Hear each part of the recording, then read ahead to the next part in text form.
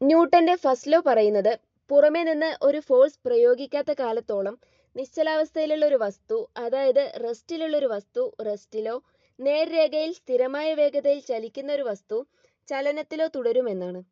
ന്യൂട്ടന്റെ first law പ്രകാരം റെസ്റ്റിലിരിക്കുന്ന ഒരു വസ്തു, അതായത് വെലോസിറ്റി 0 ആയിട്ടുള്ള ഒരു വസ്തുവിൽ പുറമേ നിന്ന് ഒരു ബലം പ്രയോഗിക്കപ്പെടാത്ത കാലത്തോളം അത് റെസ്റ്റിൽ തന്നെ തുടരും. അതുപോലെ v എന്ന കോൺസ്റ്റന്റ് വെലോസിറ്റിയിൽ ചലിച്ചുകൊണ്ടിരിക്കുന്ന വസ്തുവിൽ പുറമേ നിന്ന് ഒരു ഫോഴ്സ് പ്രയോഗിക്കാതിരിക്കുന്നിടത്തോളം അതിന്റെ വേഗതയിൽ നമുക്ക് ഒരു മാറ്റവും കൊണ്ടുവരാൻ സാധിക്കില്ല. ഒരു എക്സ്റ്റേണൽ ഫോഴ്സിന് അല്ലെങ്കിൽ ബാഹ്യബലത്തിന് വസ്തുവിന്റെ 0 എന്ന വെലോസിറ്റിയിലോ അല്ലെങ്കിൽ മറ്റേതെങ്കിലും കോൺസ്റ്റന്റ് വെലോസിറ്റിയിലോ എങ്ങനെയാണ് ചേഞ്ച് കൊണ്ടുവരാൻ സാധിക്കുന്നത് എന്നാണ് ന്യൂട്ടന്റെ സെക്കൻഡ് ലോ പറയുന്നത്. ഇതാണ് ന്യൂട്ടന്റെ സെക്കൻഡ് ലോ.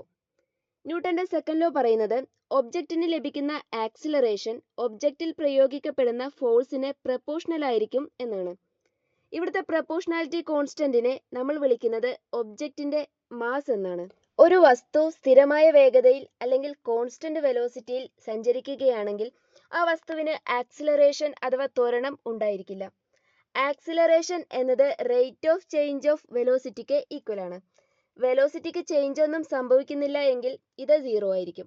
ഇത് കാരണത്താലാണ് കോൺസ്റ്റന്റ് വെലോസിറ്റിയിൽ സഞ്ചരിക്കുന്ന വസ്തുവിന് ആക്സിലറേഷൻ ഉണ്ടായിരിക്കില്ല എന്ന് നമ്മൾ പറഞ്ഞത്. ഈ ഇക്വേഷൻ പ്രകാരം ഒബ്ജക്റ്റിന്റെ ആക്സിലറേഷൻ 0 ആണെങ്കിൽ ആ ഒബ്ജക്റ്റിൽ പ്രയോഗിക്കപ്പെടുന്ന നെറ്റ് ഫോഴ്സും 0 ആയിരിക്കും. ഇവിടെ ഈ ഒബ്ജക്റ്റ് റെസ്റ്റിലാണ് ഇരിക്കുന്നത്. നമ്മൾ പുറത്തുനിന്നും ബലം പ്രയോഗിക്കുമ്പോൾ അത് വസ്തുവിന്റെ വേഗതയിൽ മാറ്റം വരുത്തുകയാണ് ചെയ്യുന്നത്. അതായത് വെലോസിറ്റിയെ 0 എന്ന വെലോസിറ്റിയിൽ നിന്ന് v എന്ന വെലോസിറ്റിയിലേക്ക് കൊണ്ടുവരികയാണ് ചെയ്യുന്നത്. ഒബ്ജക്റ്റിന്റെ വെലോസിറ്റിക്ക് മാറ്റം സംഭവിക്കുന്നതിനാൽ അതിന് ആക്സിലറേഷൻ ഉണ്ട് എന്ന് നമുക്ക് പറയാം. ആക്സിലറേഷൻ ഒബ്ജക്റ്റിന്റെ റേറ്റ് ഓഫ് ചേഞ്ച് ഓഫ് വെലോസിറ്റിക്ക്, അതായത് വെലോസിറ്റി ചേഞ്ച് ചെയ്യുന്ന നിരക്കിന് ഈക്വൽ ആയിരിക്കും. ഇവിടെ നമുക്ക് വ്യത്യസ്ത മാസുള്ള രണ്ട് ഒബ്ജക്റ്റുകളാണ് തന്നിട്ടുള്ളത്. അവ രണ്ടും റെസ്റ്റിലാണുള്ളത്. രണ്ട് വസ്തുക്കളുടെയും ആക്സിലറേഷൻ ഒരുപോലെ ആവണമെങ്കിൽ വലിയ മാസുള്ള ഈ ഒബ്ജക്റ്റിന് നമ്മൾ ഇതിന് കൊടുക്കുന്നതിനേക്കാൾ കൂടുതൽ ബലം പ്രയോഗിക്കേണ്ടി വരും.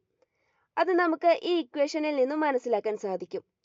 ഈ ഇക്വേഷൻ പ്രകാരം ഒരേ ആക്സിലറേഷൻ ഉണ്ടാക്കാൻ മാസ് കൂടുതലുള്ള വസ്തുക്കൾക്ക് കൂടുതൽ ബലം ആവശ്യമാണ്. ഫോഴ്സിന്റെ യൂണിറ്റ് ന്യൂട്ടൺ എന്നാണ്. ഈ ബ്ലോക്കിന് നമ്മൾ കൊടുക്കുന്ന ഫോഴ്സ് 10 ന്യൂട്ടൺ ആണ്. ബ്ലോക്കിന്റെ മാസ് 2 കിലോഗ്രാം ആണ്. ഈ ഫോഴ്സ് കാരണം ബ്ലോക്കിന് ഉണ്ടാവുന്ന ആക്സിലറേഷൻ കാണാനാണ് നമ്മളോട് പറയുന്നത്. ഈ ഇക്വേഷനാണ് നമ്മൾ ഉപയോഗിക്കുന്നത്. ഇവിടുന്ന് നമുക്ക് acceleration 5 metre per second square എന്ന് കിട്ടുന്നു. നമ്മൾ ഈ ഫോഴ്സിനെ ഇരട്ടിയാക്കുകയാണെങ്കിൽ, അതായത് 20 ന്യൂട്ടൺ ആക്കുകയാണെങ്കിൽ ആക്സിലറേഷൻ നമുക്ക് 10 മീറ്റർ പെർ സെക്കൻഡ് സ്ക്വയർ എന്ന് കിട്ടുന്നു. അതായത് ഫോഴ്സ് ഇരട്ടിയാക്കുമ്പോൾ ആക്സിലറേഷനും ഇരട്ടിയാവുകയാണ് ചെയ്യുന്നത്. അതായത് ഫോഴ്സ് കൂട്ടുമ്പോൾ ആക്സിലറേഷനും കൂടുന്നു.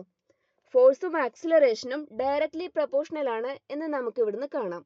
എന്നാൽ ഫോഴ്സിനെ 20 ന്യൂട്ടൺ ആക്കി നിർത്തുകയും ശേഷം ഒബ്ജക്റ്റിന്റെ മാസിനെ നമ്മൾ ആദ്യത്തേതിനേക്കാളും ഇരട്ടിയാക്കുകയുമാണ് ചെയ്യുന്നതെങ്കിൽ നമുക്ക് acceleration 5 metre per second square എന്നാണ് കിട്ടുന്നത്. അതായത് ഒബ്ജക്റ്റിന്റെ മാസ് വളരെ കൂടുതലാണെങ്കിൽ അതിനെ ആക്സിലറേറ്റ് ചെയ്യിക്കാൻ നമ്മൾ കൂടുതൽ ഫോഴ്സ് പ്രയോഗിക്കേണ്ടതായി വരും. അതായത് ഒബ്ജക്റ്റിന്റെ മാസ് കൂടുതലാണെങ്കിൽ അതിന്റെ കോൺസ്റ്റന്റ് വെലോസിറ്റിയിൽ നമുക്ക് ഒരു ചേഞ്ച് കൊണ്ടുവരണമെങ്കിൽ നമ്മൾ കൂടുതൽ ഫോഴ്സ് പ്രയോഗിക്കേണ്ടതായി വരും.